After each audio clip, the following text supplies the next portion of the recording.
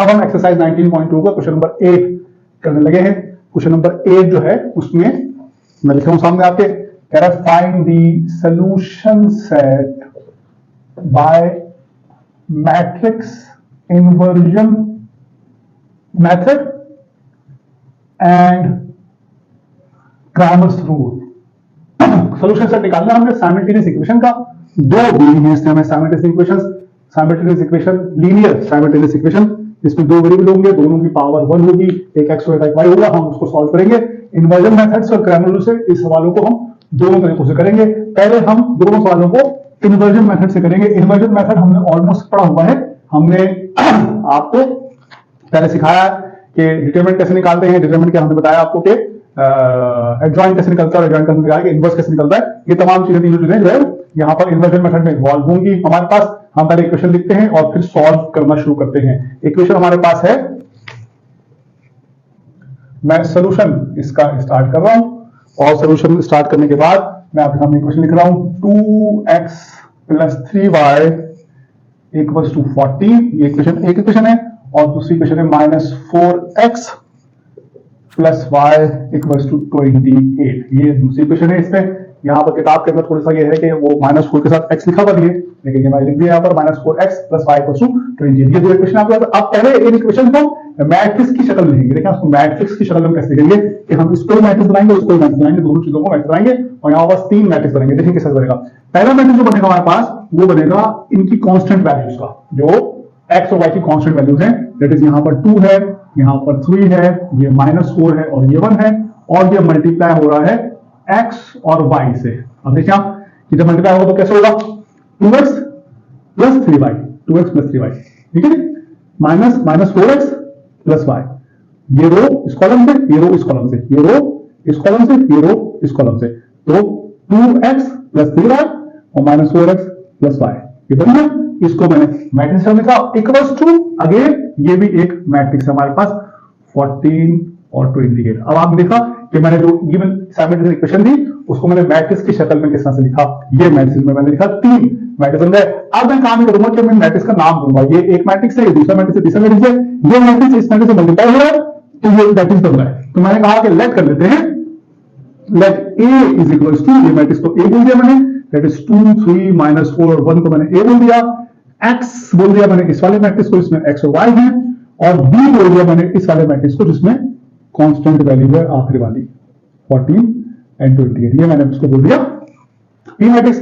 तो अब अगर ये a हो, ये x हो, ये b हो, तो इसके हिसाब से ये बन जाएगा ax = b, ax = b, ये ऐसे बन जाएगा। और अगर मुझे इसमें से x निकालना हो, याद है कि जब मुझे साइमल्टेनियस में सॉल्व करनी है तो मुझे उसमें x और y की वैल्यू भी फाइंड करनी होगी ना। तो x और y की वैल्यू हमें फाइंड करनी है तो मुझे इस x को फाइंड, ये जो x मेरा मैट्रिक्स है इसकी वैल्यू फाइंड करनी होगी। तो यहां से x मेरे पास बराबर आएगा a इनवर्स b के। आप देखा कि यहां पर चूंकि a मल्टीप्लाई हो रहा था तो इसका जाएगा तो उसका इनवर्स बनेगा, मल्टीप्लाइड इनवर्स बनेगा, तो ये a इनवर्स बन जाएगा, कभी b से मिलता होगा। इसको मैंने इक्वेशन नंबर 1 बोल दिया। अभी 2 बोला है, आखिर जब हम आगे सॉल्यूशन करोगे तो करना ही बात ये कि मैंने इसको इक्वेशन नंबर 2 बोला है। ये मेरा इक्वेशन नहीं x निकालने के लिए, लेकिन क्या हुआ मसला कि x निकालने के लिए जब आया तो आ गया a इनवर्स b, b तो मेरा मैट्रिक्स है, a मैट्रिक्स है, a इनवर्स प्लीज क्या हमें निकालना पड़ेगा, हमें यहां पर a इनवर्स निकालना पड़ेगा। तो हम यहां पर कहते हैं कि now we have to find a inverse. और a इनवर्स निकालने के लिए आपको पता है कि a इनवर्स का फॉर्मूला होता है adjoint of a upon determinant of a। It means कि आपको पहले डिटरमिनेंट निकालना पड़ेगा, या डिटरमिनेंट पॉसिबल है, डिटरमिनेंट इसका है या नहीं है। अगर डिटरमिनेंट इसका 0 है या कोई और नंबर है तो फिर हमें देखना पड़ेगा कि आगे क्या करना है। अगर डिटरमिनेंट 0 होगा तो हम कहेंगे solution set does not exist, solution set is empty. अगर इसका डिटरमिनेंट 0 आ गया, अगर डिटरमिनेंट 0 नहीं आया तो फिर जाएगा उसको आगे सॉल्व करेंगे। तो सबसे पहले हम यहां पर इसका डिटरमिनेंट निकाल लेते हैं। डिटरमिनेंट ऑफ a जब निकलेगा तो a मैट्रिक्स मेरे पास ये लिखा हुआ है 2 1 -3 -4। इसका डिटरमिनेंट रहेगा 2 × 1 -3 × -4, दैट इज 2 + 12, दैट इज 14। 2 + 12 = 14। ये डिटरमिनेंट a आ गया। उसके बाद एडजॉइंट ऑफ a को आपको पता होगा, भाई निकाल देंगे आप। एडजॉइंट ऑफ a का मतलब ये होगा कि आपने चेंज करनी है मेन डायगोनल की और इनकी साइन चेंज करनी है। -0 रहेगा, ये 4 रहेगा, यहाँ पर 1 आ गया, यहाँ पर 2 आ गया, ये आपका रिजल्ट आ गया। उसका इसका इनवर्स निकाल लेंगे, ये सारे काम हम पहले कर चुके हैं। इसका इनवर्स निकाल लीजिए। ओके, ग्राफ 1 upon determinant of A divide multiply by adjoint of A, तो ए इनवर्स आपके पास आ जाएगा 1 अपॉन 14 और डिटरमिनेंट आपका है 1 माइनस 3 4 और 2। अब इसको ऐसे रखिएगा। अब ये जो ए इनवर्स आया आपके पास, ये आपके पास ए इनवर्स आया आपका, ये आपके पास बी है, ये आपके पास ए है, ये आपके पास एक्स है।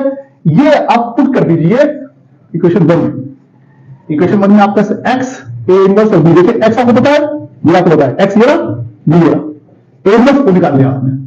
सो अब आप क्या करेंगे, put X A inverse and B in equation 1, तो ये बन जाएगी इक्वेशन आपके पास X Y equals to A inverse आपके पास है 1 अपॉन 14 इंटू 1 माइनस 3 4 और 2, और ये मल्टीप्लाई हो रहा है बी के साथ, और बी मेरे पास है 14 एंड 28। ये आपके सामने आ गया। अब क्या करेंगे, अब मैं बजाय इसके वाले 14 से डिवाइड करूं, 1/4 से पहले मल्टीप्लाई करूं इसको, मैं पहले इन दोनों मैट्रिक्स को मल्टीप्लाई करूंगा।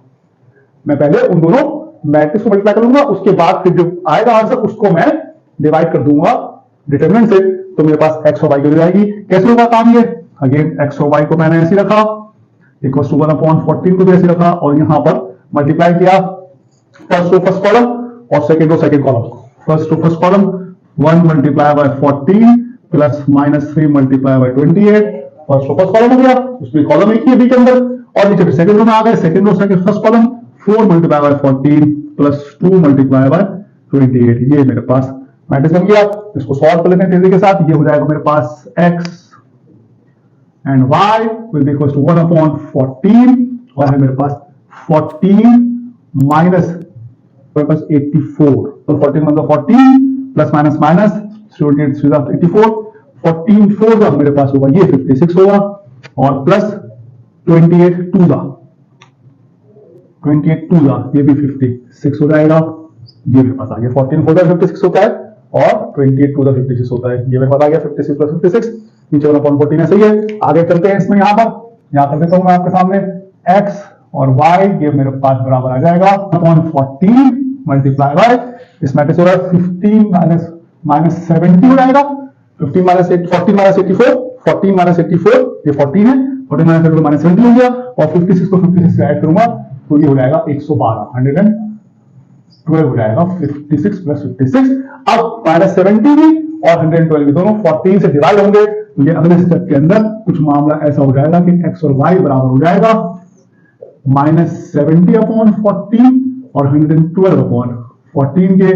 तो आप इसको आप डिवाइड करके देख लीजिए, 14 8 होगा 112 कर लेते हैं इसको, ये हो जाएगा x और y बराबर हो जाएगा, इसको हम सॉल्व करेंगे तो बन जाएगा माइनस 5, 14 7 45 70, 45 70 और 14 8 112, इसको काटेंगे तो ये 14 का 14 और 48 था, और 14 का 14 और 47 था, माइनस 5 माइनस 8। अब ये मैट्रिक्स चूंकि बराबर आ रहा है, तो आपको याद आ जाइए इक्वलिटी ऑफ मैट्रिक्स की बात, कि अगर दो मैट्रिक्स आपस में बराबर हो, उनके ऑर्डर बराबर हो, दोनों बराबर होंगे जाएगा, अगर बराबर हैं तो इसका मतलब कॉरेस्पॉन्डिंग एलिमेंट्स आपस बराबर होते हैं। इसलिए हम यहां पर कह सकते हैं कि x बराबर है -5 के और y बराबर है 8 के। ठीक है क्या, x 5 के बराबर आ गया, y 8 के बराबर आ गया, और फिर मैं इसको सोल्यूशन सेट की शक्ल में लिखूंगा, तो सोल्यूशन सेट मेरा x और y की शक्ल में है -5, 8, ये मेरा सोल्यूशन सेट, मेरा आंसर आ गया। ये 3 स्टेप में 3 हिस्सों में मैंने सवाल आपके सामने सॉल्व किया। सबसे पहले हमने इक्वेशन ली, इक्वेशन को मैट्रिक्स में लिखा, मैट्रिक्स को नाम दिए, नाम देने के बाद हमने बताया कि मैट्रिक्स के हिसाब से क्या होगा, x किस तरह निकलेगा, तो पहले हमें ए इनवर्स निकालना पड़ेगा। हमने ए इनवर्स फाइंड करने की कोशिश की, ए इनवर्स फाइंड करने के लिए पहले हमने डिटरमिनेंट ऑफ ए निकाला, फिर उसके बाद एडजॉइंट ऑफ ए निकाला, फिर उसको इस शक्ल में लिखा ए इनवर्स की शक्ल में, फिर ये ए इनवर्स और b और x को हमने इस इक्वेशन में पुट किया, तो हमारे पास ये बन गया। फिर हमने इसको ए इनवर्स को b से मल्टीप्लाई किया, तो हमारे पास ये मैट्रिक्स आ गया। इस मैट्रिक्स को 40 से डिवाइड किया, तो हमारे पास ये वैल्यूज आ गई, ये x हो गया, ये y हो गया, ये हमारा सॉल्यूशन सेट आ गया। ये आपके सामने पार्ट 1 मैंने किया, क्वेश्चन नंबर 8 का पार्ट 1 इन्वर्जन मेथड से। अभी मैंने सिर्फ इन्वर्जन मेथड किया है, मैंने अभी क्रैमर रूल आपको सिखाया ही नहीं है, क्रैमर रूल कैसे होता है ये मैंने अभी आपको सिखाया नहीं है। क्रैमर रूल हम इसके बाद करेंगे, पहले ये इक्वेशन नंबर 1 हो गई इन्वर्जन मेथड के जरिए से, क्वेश्चन नंबर 8 की, इसके बाद हम इक्वेशन नंबर 2 करते हैं।